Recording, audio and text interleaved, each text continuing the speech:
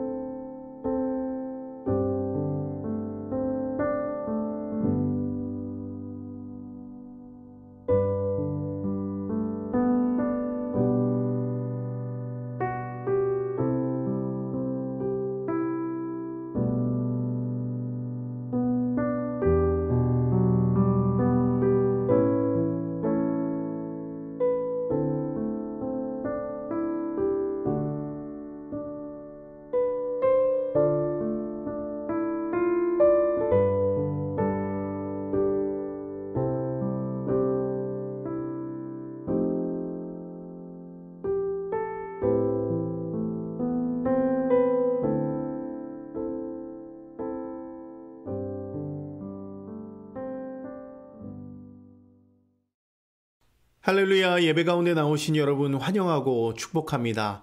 오늘도 이 시편 105편 말씀을 통해서 하나님께서 여러분에게 부어주시는 복된 은혜가 여러분에게 가득하기를 소망합니다.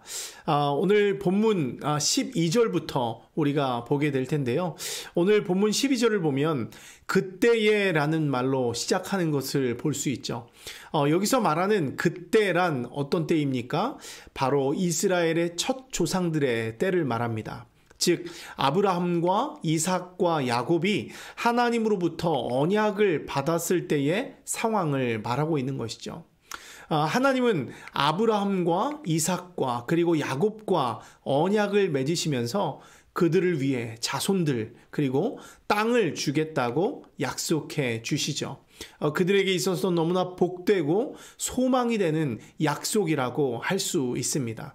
그런데 여러분, 오늘 본문의 말씀을 보면요, 이들 중 어느 누구도 그 하나님의 약속을 곧바로 누리지 못했다는 것을 알 수 있습니다.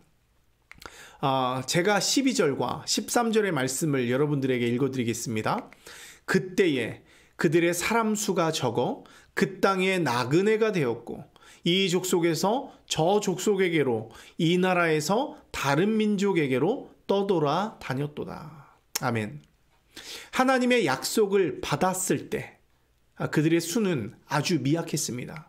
그리고 땅의 기업을 받지 못한 채 이리저리 떠돌아다니는 나그네의 삶을 살아야 했다는 말이죠. 여러분, 실제로 우리가 창세기에서 아브라함을 한번 보십시오.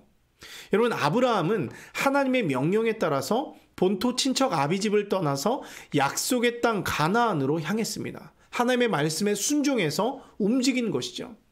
하지만 약속받은 그 땅의 기업은 얻지 못한 채 가나안 땅 이곳저곳을 떠돌아 다녀야 했습니다. 때로는 애굽으로 가야 했고요. 그랄 땅으로 가기도 했습니다. 심지어 아브라함은 아내 사라가 죽었을 때 아내를 묻을 그 매장지조차 없어서 당시 그가 머물던 땅의 그 해족속에게 나아가서 내 아내를 장사할 수 있는 땅을 달라고 간청해야 하는 처지였다고 하는 것이죠. 여러분, 이것은 이삭도 마찬가지입니다. 이삭 역시도 한 군데에 정착하지 못했습니다. 블레셋 땅에 살면서 눈치를 보면서 살아야 했고요. 자신이 판 우물도 다 빼앗기고 계속 쫓기며 이동하는 삶을 살아야 했습니다. 마지막으로 야곱은 어떻습니까? 야곱 역시도 장자권 문제로 피신해서 20년 동안 하란 땅에서 종노릇하며 지내야 했죠. 또 가나안 땅으로 돌아온 후에도 조금 오래 지낸 듯 했지만 그 역시도 가나안 땅에 임한 그 기근을 피해서 애굽으로 내려가게 되었다는 것입니다. 결국 애굽으로 내려간 그 야곱의 후손들은 어떻게 됩니까? 그곳에서 무려 430년 동안 노예로 살아가게 되었다는 것이죠. 여러분, 이런 상황들을 보면 우리는 어떤 생각을 하게 됩니까? 과연 이들은 하나님의 약속을 얻은 자인가? 하나님은 정말로 살아계셔서 이들에게 땅을 주실 마음이 있으신 분인가? 이런 의문이 들게 된다는 것이죠. 여러분, 그렇지 않습니까? 창세기를 보면 하나님이 그 믿음의 조상들에게, 그 족장들에게 땅을 주겠다, 너에게 자손을 주겠다는 그 약속을 수시로 말씀하시죠. 굉장한 꿈과 기대를 갖게 하는 약속입니다. 하지만 현실을 보면 어때요? 그 땅을 언제 받을 수 있을지 기약이 없습니다. 오히려 항상 불안과 위험 속에서 살아가다 보니까 그들 마음에도 하나님을 향한 신뢰가 사그러들게 될 수 있다는 것이죠. 여러분, 이것은 우리 역시도 마찬가지입니다. 우리도 하나님의 약속을 받은 자들이죠. 우리는 하나님의 말씀을 받았고 그 말씀을 통해서 하나님의 나라를 약속받고 하나님의 온갖 축복을 약속받은 자들입니다. 그래서 많은 신자들은 꿈과 기대를 가지고 하나님의 약속을 소망하며 살아갑니다. 하지만 여러분, 우리의 현실은 어떻습니까? 혹시 하나님이 나와의 약속을 잊어버린 것은 아닐까 의심이 들 정도로 응답이 없을 때가 있습니다. 응답은 너무나 느리고 더딘데 현실의 어려움은 날로 더해가다 보니까 어떻습니까? 우리의 신앙 역시도 약해지고 하나님에 대한 의심은 커져만 가는 것이죠. 이런 것들이 반복되면서 우리는 실망하게 되고 하나님 정말 응답하시는 분이신가? 이 약속은 우리에게 이루어지는 약속인가? 의심하게 된다는 것입니다. 하지만 여러분, 우리가 잊지 말아야 할 것이 있습니다. 그것이 무엇이에요? 하나님은 언약에 신실하신 하나님이라는 사실입니다. 언약에 신실하신 하나님.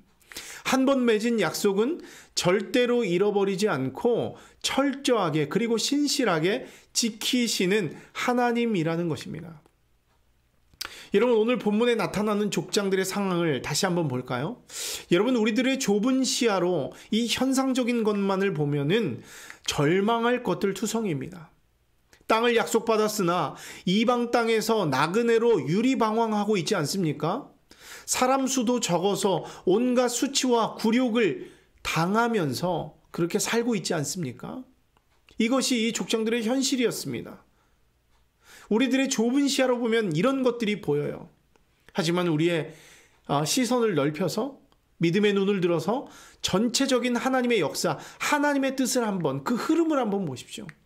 하나님의 눈동자는 항상 그들을 향해 있었습니다. 한시도 그 주님의 시선이 벗어난 적이 없습니다. 그들과 함께 하겠다는 약속, 그들을 지키고 보호하겠다는 약속, 그들에게 땅을 주고 자손을 주겠다는 이 모든 약속들이 신실하게 이루어지고 있었다는 거예요. 예를 들면 오늘 본문 14절과 15절이 그런 증거라고 할 수 있습니다. 제가 말씀을 읽어드리겠습니다. 그러나 그는 사람이 그들을 억압하는 것을 용납하지 아니하시고 그들로 말미암아 왕들을 꾸짖어 이르시기를 나의 기름 부은 자를 손대지 말며 나의 선지자들을 해하지 말라 하셨도다. 한 번 더 읽겠습니다. 그러나 그는 사람이 그들을 억압하는 것을 용납하지 아니하시고 그들로 말미암아 왕들을 꾸짖어 이르시기를 나의 기름 부은 자를 손대지 말며 나의 선지자들을 해하지 말라 하셨도다. 여러분, 이 말씀은요, 아브라함이 애굽과 블레셋에서 위험에 처했던 상황을 말씀하고 있는 것이죠. 창세기 12장을 보면 아브라함이 기근을 피해서 애굽으로 내려가는 장면이 나옵니다. 또 창세기 20장을 보면 아브라함이 한 번 더 기근을 피해서 블레셋의 그랄 지방으로 내려가는 장면도 나오죠. 여러분, 그런데 이때마다 아브라함은 큰 위기를 겪어요. 어떤 위기입니까? 애굽의 바로 왕과 그랄 왕 아비멜렉이 아브라함의 아내였던 사라를 자신의 아내로 삼으려고 하는 것입니다. 그래서 오늘 본문은 이 두 왕들의 행동을 뭐라고 말해요? 마치 이 아브라함 가문, 이 아브라함 가족을 억압하고 손대고 해하려 한다, 이렇게 표현하는 것을 우리가 방금 읽었었죠. 하지만 하나님은 어떻게 하십니까? 이런 위기에 놓인 아브라함을 적극적으로 보호해 주세요. 다시 말씀을 보면 어떻게 말씀하고 있어요? 하나님은 그들이 억압하는 것을 용납하지 않으셨다는 거예요. 애굽 왕 바로와 그랄 왕 아비멜렉이 그들을 억압하는 것을 용납하지 않으셨다는 거예요. 억압하는 이 왕들을 꾸짖으시고 뭐라고 말씀하세요? 내 기름 부은 자를 손대지 말라. 나의 선지자들을 해하지 말라. 엄중하게 말씀하십니다. 여러분, 실제로 말씀을 보면 하나님은 이런 과정에서 애굽 왕 바로의 집에 재앙을 내립니다. 또 그랄 왕 아비멜렉에는 꿈에 나타나서 강력하게 책망하시면서 아브라함을 그런 위기에서 건져내셨다고 하는 것이죠. 그리고 그 아비멜렉을 통해서 아브라함 가족이 살아갈 수 있는 그 땅을 마련해 주셨다는 것입니다. 여러분, 이것은 무엇을 말해요? 하나님이 약속하신 대로 그들을 지키고 보호해 주셨다는 것이죠. 여러분, 그런데 이것은 이것뿐만이 아닙니다. 결국 하나님은 아브라함과 이삭과 야곱에게 약속하신 대로 셀 수 없는 수많은 자손을 허락하시고 주시겠다고 약속하셨던 그 땅을 그들에게 허락해 주십니다. 여러분, 다시 오늘 본문의 앞부분을 한번 보십시오. 아브라함과 이삭과 야곱이 하나님께 언약을 받을 당시에는 그 숫자가 어땠습니까? 미약했어요. 그 수가 매우 적었습니다. 실제로 창세기 46장을 보면 야곱이 가족들을 이끌고 애굽으로 내려갈 때의 숫자는요, 겨우 70명이었다라고 말씀합니다. 겨우 70명이었어요. 하지만 하나님이 말씀하신 400년이 지나고 다시금 약속의 땅으로 올라갈 때의 인원이 몇 명입니까? 제가 얼마 전에도 수요예배 때 나눴던 말씀인데요. 출애굽기 12장 37절의 말씀에 의하면 유아 외 보행하는 장정이 60만 가량이었다라고 말씀하고 있습니다. 60만 가량. 이것은 이 보행하는 장정만 말한 것이죠. 여자와 아이들까지 합하면 상상할 수 없을 만큼의 많은 후손들이 생겨난 것입니다. 여러분, 이것은 하나님이 어떤 분이신지 우리에게 보여주는 것이죠.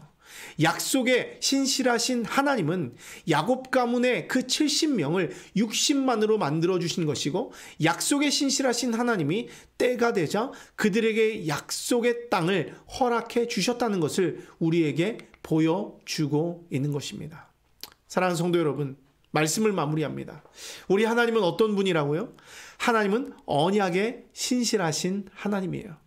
하나님이 하신 약속은 반드시 잊지 않으시고 그 약속을 이루시는 하나님이에요. 그 응답이 더딜지라도 하나님의 때가 되면 반드시 이루시는 하나님이라는 것입니다. 우리에게 주신 약속도 마찬가지죠. 언약에 신실하신 하나님은 우리에게 예수 그리스도를 허락해 주셨어요. 그리고 그분을 통한 구원과 영원한 하나님의 나라를 약속해 주셨습니다. 때문에 응답이 더디다고 우리는 낙담할 필요가 없어요. 하나님이 약속을 잊어버린 것 같다고 불평하면서 하나님을 떠날 필요도 없습니다. 오히려 우리는 어떻게 해야 합니까? 오늘 이 시편 105편에서 계속 찬양하는 이 시편의 시인의 노래처럼 하나님을 찬양해야 한다는 것입니다. 그 주님을 노래하며 간증하며 자랑해야 한다는 것입니다. 우리 주님이 약속하셨으면 반드시 그 뜻은 이루어집니다. 예수님이 마지막 때에 반드시 우리에게 오셔서 우리의 눈물을 씻겨주신다고 약속하셨다면 그 주님은 반드시 오셔서 우리의 눈물을 씻겨주시고 우리를 새롭게 해주신다는 거예요. 우리에게 천국을 약속하셨으면 그 천국을 우리에게 주신다는 것입니다. 때문에 여러분, 이 땅이 아무리 어렵고 응답이 더딜지라도 우리는 그 약속을 기다리며 살면 되는 것입니다. 그 약속이 언약에 신실하신 하나님이 그것을 반드시 이루신다는 것을 믿고 오늘도 어렵고 힘들지만 하나님의 말씀을 읽고 그 약속을 묵상하고 그 약속 언약에 신실하신 하나님을 기다리면서 오늘 하루도 살아간다면 하나님께서 오늘도 우리를 살아가게 하는 그 힘을 부어주실 것입니다. 그 능력을 부어주실 것입니다. 그 놀라운 은혜가 오늘 여러분 모두에게, 여러분의 가정에, 또 여러분들의 직장에, 일터에, 또 여러분들의 학업에, 여러분이 있는 모든 곳에 가득 넘치기를 주님의 이름으로 축원합니다. 함께 기도하겠습니다. 은혜가 풍성하신 하나님 아버지, 오늘도 우리를 부르시고 하나님의 말씀으로 우리를 위로해 주셔서 감사합니다.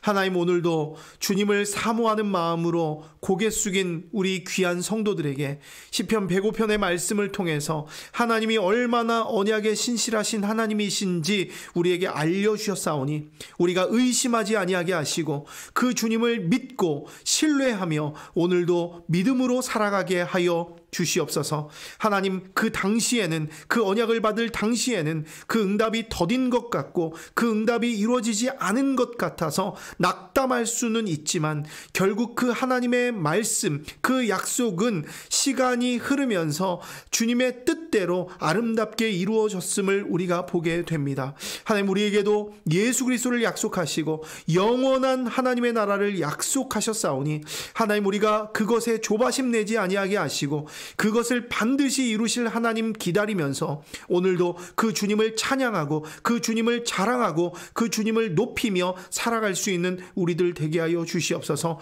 오늘도 우리가 그 가정 안에서, 또 우리가 일터로 나갈 때, 우리 학업과 직종으로 나갈 때 하나님 그곳 가운데서도 함께 하여 주시고, 하나님이 언약에 신실하신 하나님이 그 약속을 얼마나 아름답게 이루어 가시는지를 우리가 바라볼 수 있는 그 은혜가 우리 가운데 가득할 수 있도록 주님 우리를 신실하게 인도하여 주시옵소서. 그렇게 행하실 하나님을 찬송하며 높여드립니다. 감사드리며 예수님 이름으로 기도합니다. 아멘. 하늘에 계신 우리 아버지여, 이름이 거룩히 여김을 받으시오며 나라가 임하시오며 뜻이 하늘에서 이루어진 것 같이 땅에서도 이루어지이다. 오늘 우리에게 일용할 양식을 주시옵고 우리가 우리에게 죄 지은 자를 사하여 준 것 같이 우리 죄를 사하여 주시옵고 우리를 시험에 들게 하지 마시옵고 다만 악에서 구하시옵소서. 나라와 권세와 영광이 아버지께 영원히 있사옵나이다. 아멘.